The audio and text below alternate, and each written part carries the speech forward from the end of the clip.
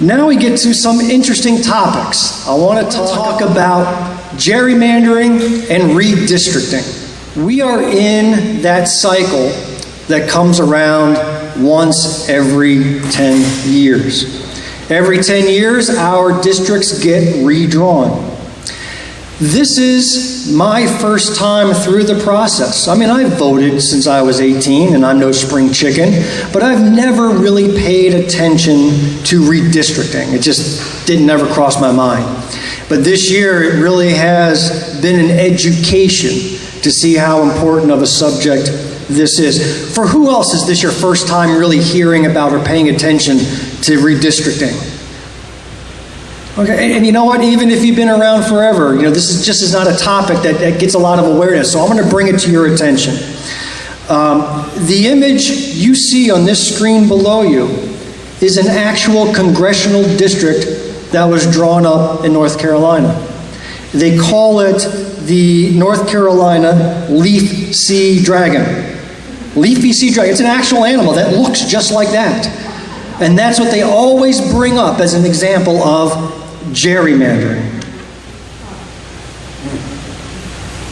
And I want to quote Representative David Lewis. He's a state representative in North Carolina. He's also the co-chair of the General Assembly's Redistricting Committee for the U.S. House. And he was quoted recently, and it actually led to a lawsuit with his name all over it. He wrote, "We want to make clear that we are going to use political data in drawing this map.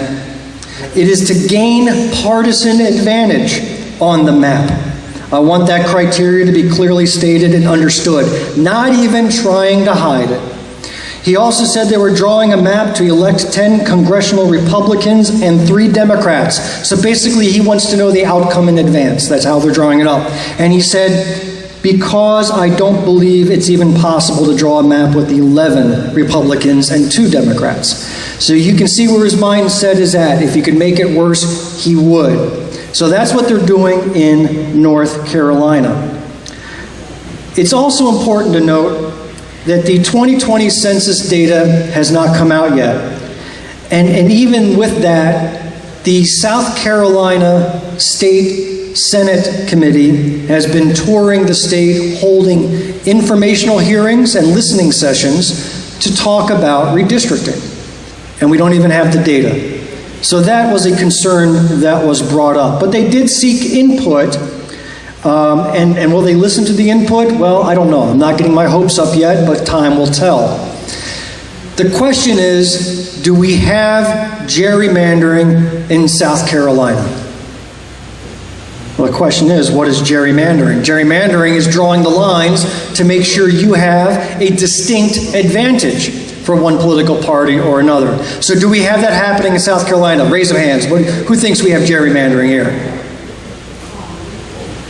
I see just about every hand raised. For those that didn't raise the hands, either your shoulder is sore, or I'll give you a pass, or I want to ask you why you think that way. But let's talk about what is happening in South Carolina. Here's an example of the current congressional map.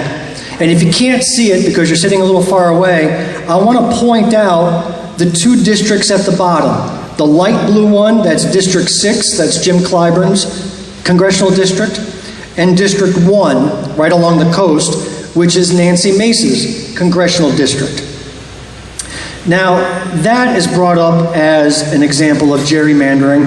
I could explain it, but I'm going to let my friend Emily Mayer from Beaufort County talk about it herself.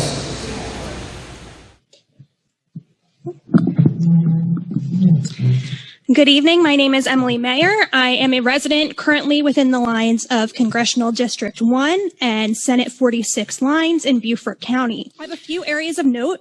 First, I would like to start with our congressional district lines. Beaufort County is currently split among 2 different congressional districts, District 1 with Nancy Mace and 6 with James Clyburn.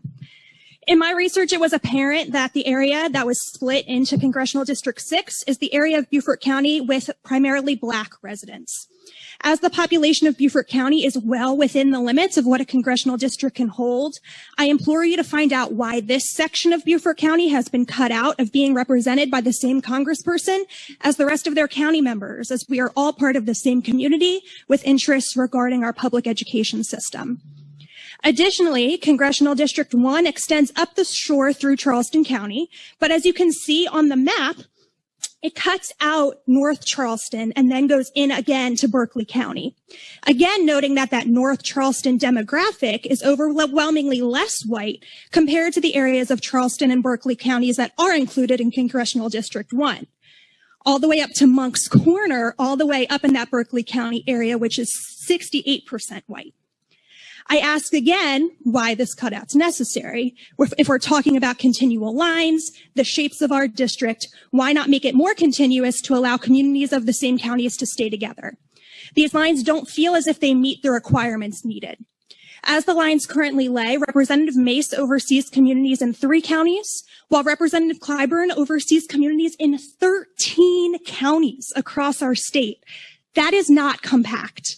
Surely this can be redrawn better to service these areas and communities and not stretch one member of Congress over half of the state when the other is already representing communities within those same areas. That's just incredible, huh? You know, you think it's a coincidence that our sole Black congressman has to oversee 13 counties in South Carolina, while the white female congresswoman only has to serve 5. I think Emily misspoke. Nancy Mace covers 5 counties. 13 counties is a disproportionate number of counties for a single congressman to have to travel. So we do see it happening in South Carolina. The next question is, do we have gerrymandering here in Greenwood? So this is a question that I sat down to take a look at, and I thank Denise Waldrop for turning me on to a training session. There's these really high-tech advanced tools online which allow you to play with the maps and play with the voting precincts and count the numbers and see the statistics.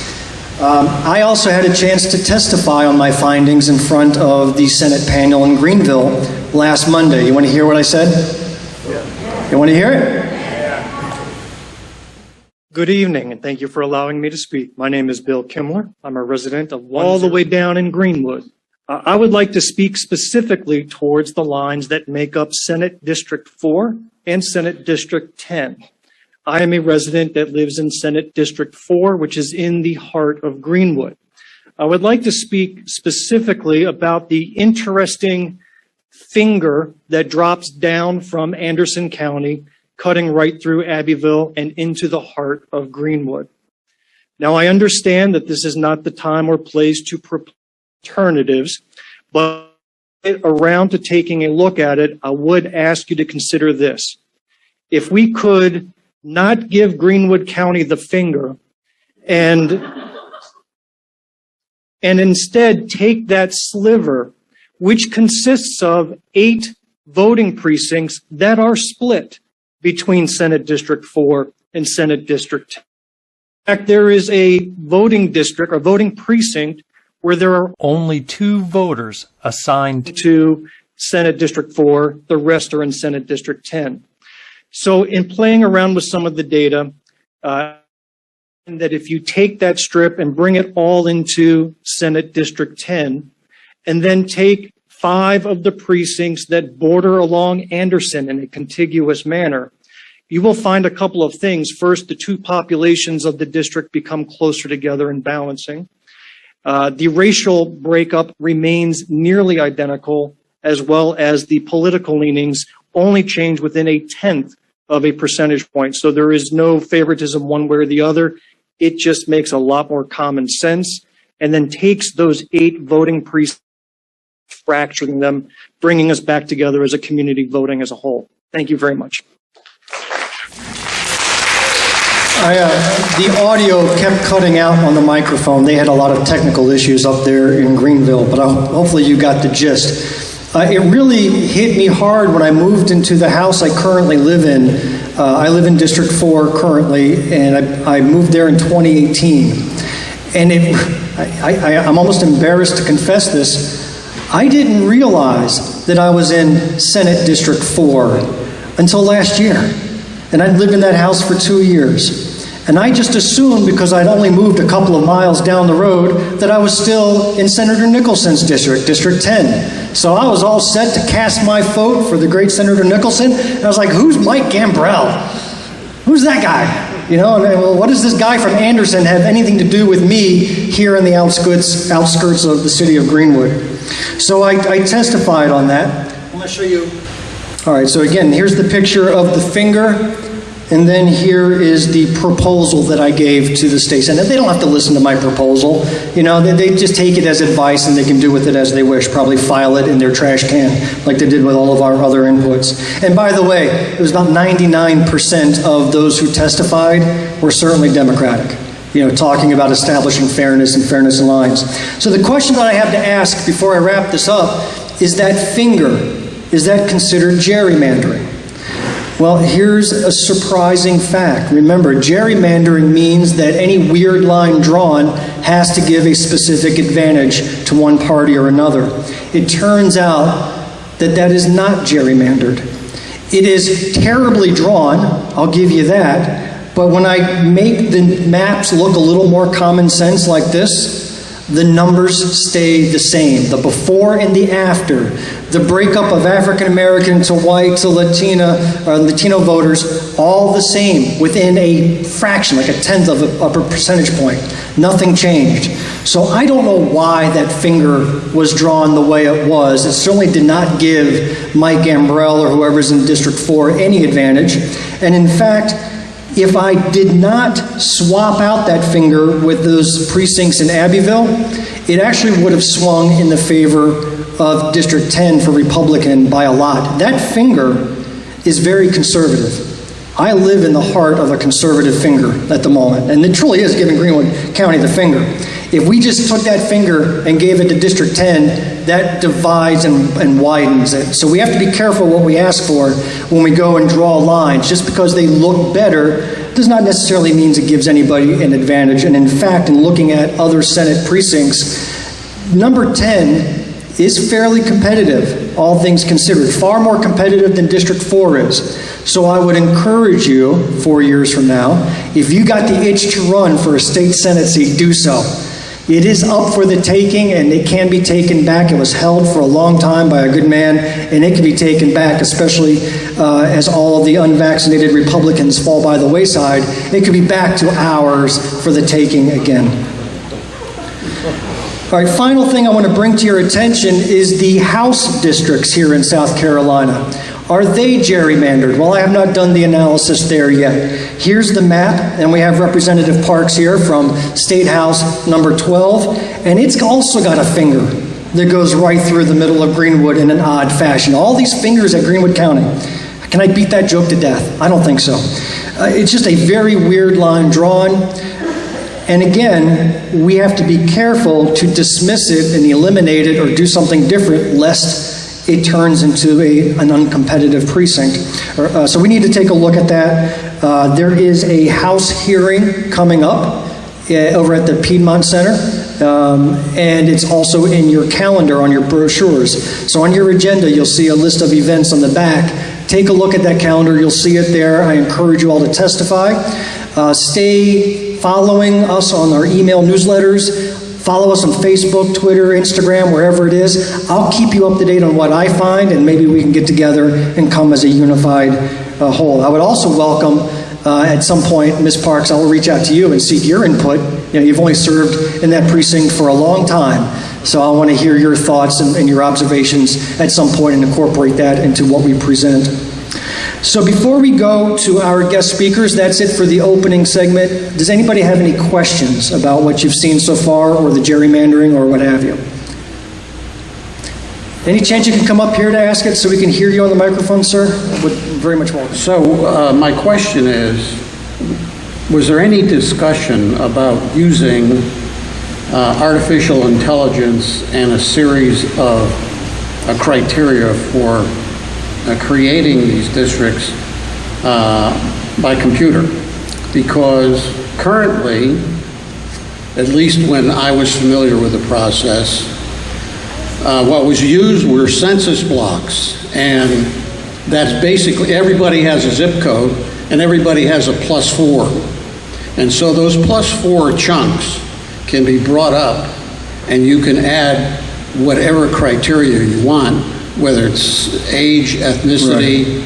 And well, I can cut to the chase and answer, and the question is no. There's no consideration for artificial intelligence. There's very little consideration for human intelligence, right, to be quite honest with you. South Carolina is the only state in the country that has not codified any rules or processes around the redistricting.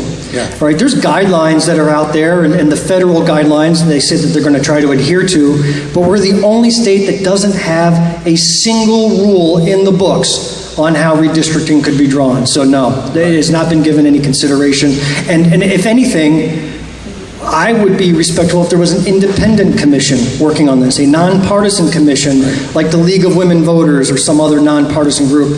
Not even a blip on the radar in South Carolina, unfortunately. Well, we need to start someplace. It's always going to be a political process dominated by the party in power, but at least if you had a start point where you had some common sense. For instance, I live in House District 14 out at the lake, and that's the Brown district, or I think it's brown color. And anyhow, that district is largely in Lawrence County. And so I've asked, how is it that we have these groups in Greenwood County? I mean, first of all, it's a different county, so you have different government, different services. You've got the lake dividing it.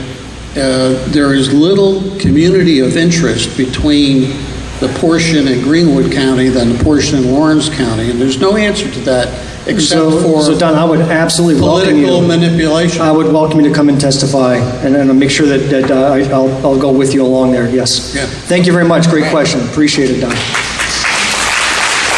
Okay, Denise, please. Thank you, Bill, for all your hard work on that. And it has come to our attention that this is the first redistricting process that's taken place since Section 5 of the Voters' Rights Act has been decimated. So we do not have a court system to redress gerrymandering or district line drawing for racial advantages. So what is the state Democratic Party doing to prepare for any infringement on that? Listen, there's very little anybody can do when there's not a law on the books that you can go to court against. So what we need to do is elect more officials to make this a more fair process, and that it really puts us at a disadvantage, but I know we're up for the challenge. We've got to elect the officials to make sure that independent commissions get into play, that rules get into play that ensure fairness. We're not looking for any more advantage than anybody else. Isn't that kind of the story of our lives? You know, we're just looking for fairness at the end of the day. But the best we can do right now is just be vigilant. And Denise, that's the drum you've been beating. Be watchful, let them know we're there. Do not let them get away from this comfortably. We want to make it uncomfortable for them by pointing out some of this ridiculousness, like what Don just pointed out over by the lake, you know, being lumped in with Lawrence when they have nothing in common with Lawrence. Those are the things that we need to bring out loud. Writing letters to the editor and all that. Okay, so I'm going to go ahead and move on to our guest speakers.